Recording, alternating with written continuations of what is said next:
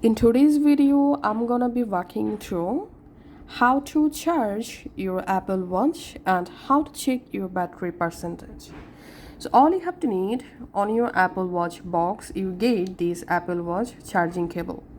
So this is a type C cable. You have to connect this cable with your charging adapter.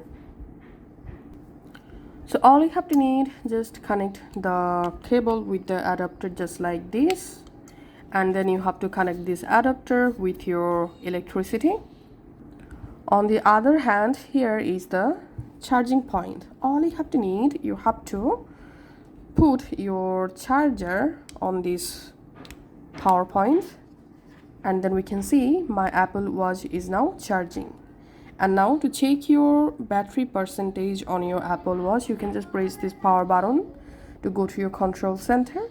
In control center, here you get your current battery percentage.